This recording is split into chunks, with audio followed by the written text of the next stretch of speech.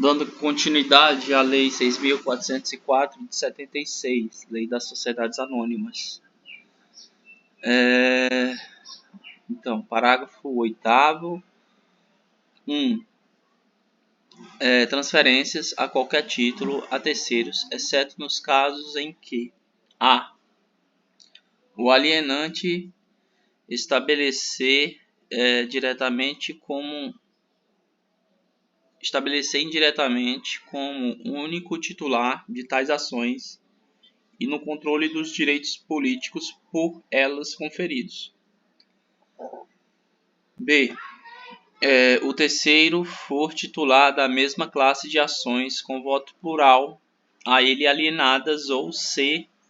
A transferência ocorrer no regime de titularidade fiduciária para fins de constituição do depósito centralizado, ou 2. O contrato ou acordo de acionista entre titulares de ações com voto plural e os acionistas que não sejam titulares de ações com voto plural, dispor sobre exercício conjunto do direito de voto. Parágrafo 9º. Quando a lei expressamente indicar quórum com base em percentual de ações ou do capital social, sem menção ao número de votos conferidos pelas ações, o cálculo respectivo deverá desconsiderar a pluralidade de votos. Parágrafo 10º. Vetado.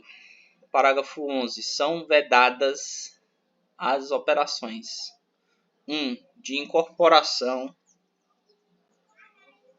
incorporação de ações de difusão de companhia aberta que não adote voto plural e cujas ações ou valores mobiliários conversíveis em ações sejam negociados em mercados organizados em companhia que adote voto plural. 2. De cisão de companhia aberta que não adote voto plural e cujas ações ou valores mobiliários conversíveis em ações sejam negociados em mercados organizados para instituição de nova companhia com a adoção do voto plural ou incorporação da parcela cindida em companhia que o adote. Parágrafo 12. Não será adotado voto plural nas votações pela Assembleia de Acionistas que deliberarem sobre 1. A remuneração dos administradores e 2. A celebração de transações com partes relacionadas que atendam aos critérios de relevância a serem definidos pela CVM. Parágrafo 13. O Estatuto Social deverá estabelecer, além do número de ações de cada espécie e classe em que se divide o capital social, no mínimo 1. O número de votos atribuído por ação de cada classe de ação ordinária com direito a voto, respeitado o limite de que trata o caput deste artigo. 2. O prazo de duração do voto plural, observado o limite previsto no parágrafo 7º deste artigo, bem como eventual quórum qualificado para deliberar sobre as prorrogações nos termos do parágrafo 3º deste artigo. E 3. Se aplicável, outras hipóteses de fim de vigência do voto plural condicionada a evento ou a termo, além daquelas previstas neste artigo, conforme autorizado pelo parágrafo 6º deste artigo. Parágrafo 14. As disposições relativas ao voto plural não se aplicam às empresas públicas, às sociedades de economia mistas, às suas subsidiárias e às sociedades controladas direta ou indiretamente pelo poder público. Ações preferenciais. Artigo 111. O Estatuto poderá deixar de conferir as ações preferenciais algum ou alguns dos direitos reconhecidos às ações ordinárias, inclusive de voto, ou conferi-lo com restrições observado o disposto no artigo 109.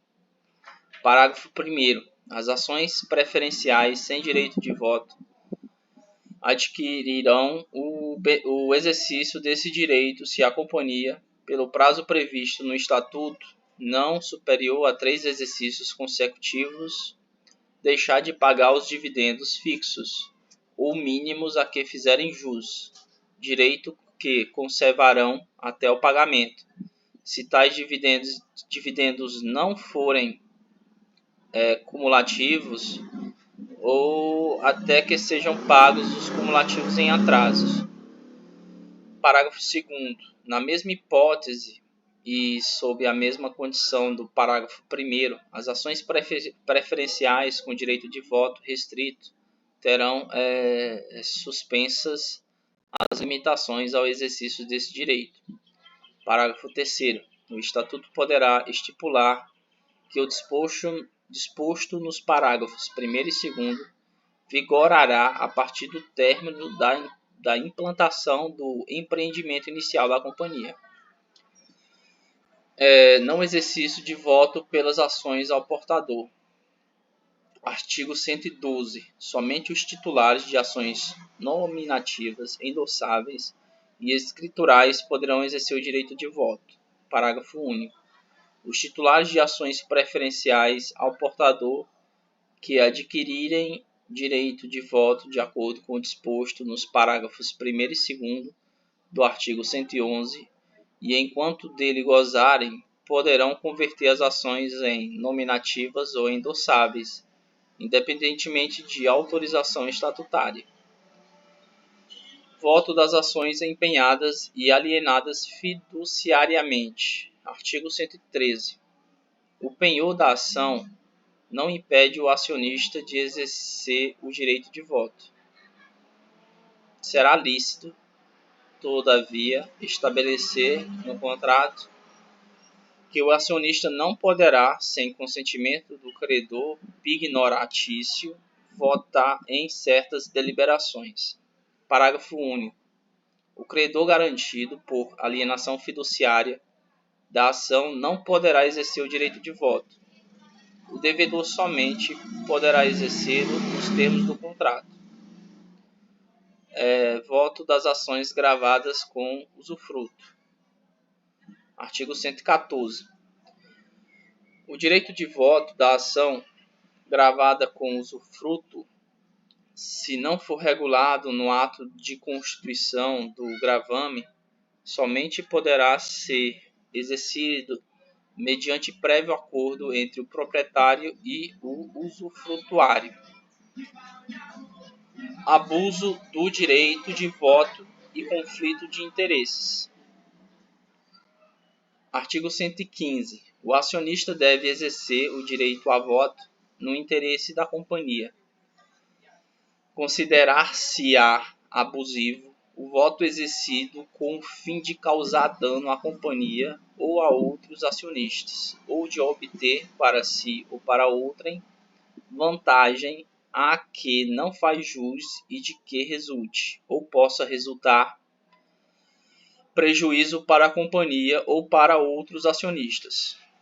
Parágrafo 1º. O acionista não poderá votar nas deliberações da Assembleia Geral relativas ao laudo de avaliação de bens com que concorrer para a formação do capital social e a aprovação de suas contas como administrador, nem em quaisquer outras que puderem beneficiá-lo de modo particular, ou em que tiver interesse conflitante com o da companhia. Parágrafo 2º. Se todos os subscritores, se todos os subscritores forem condôminos de bens com que concorreram para a formação do capital social, poderão aprovar o laudo sem prejuízo da responsabilidade que trata o parágrafo 6º do artigo 8º. Parágrafo 3º. O acionista responde pelos danos causados pelo exercício abusivo do direito de voto, ainda que seu voto não haja prevalecido. Parágrafo 4º. A deliberação tomada em decorrência do voto de acionista que tem interesse conflitante com o da companhia é anulável. O acionista responderá pelos danos causados e será obrigado a transferir para a companhia as vantagens que tiver auferido. Parágrafo 5º, parágrafo 5º ao parágrafo 10º foram vetados. Vamos para a seção 4. Acionista controlador. Deveres. Artigo 116. Entende-se por acionista controlador a pessoa natural ou jurídica ou grupo de pessoas vinculadas por acordo de voto ou sob controle comum que a. É titular de direitos de sócio que lhe assegurem de modo permanente a maioria dos votos nas deliberações da Assembleia Geral e o poder de eleger a maioria dos administradores da companhia e b. Usar efetivamente seu poder para dirigir as atividades sociais e orientar o funcionamento dos órgãos da companhia. Parágrafo único. O acionista controlador deve usar o poder com o fim de fazer a companhia realizar o seu objeto e cumprir sua função social, e tem deveres e responsabilidade para com os demais acionistas da empresa, os que nela trabalham e para com a comunidade em que atua, cujos direitos e interesses deve lealmente respeitar e atender. Artigo 116-A. O acionista controlador da companhia aberta e os acionistas ou grupos de acionistas que elegerem membro do conselho de administração ou membros do conselho fiscal deverão informar imediatamente as modificações em sua posição acionária na companhia à CVM e à Bolsa de Valores ou entidade do mercado de balcão organizado, nas quais os valores mobiliários de emissão da companhia estejam admitidos à negociação, nas condições e na forma determinadas pela CVM. Responsabilidade. Artigo 117. O acionista controlador responde pelos danos causados por atos praticados com abuso de poder. Parágrafo 1º. São modalidades de exercício abuso de poder: a.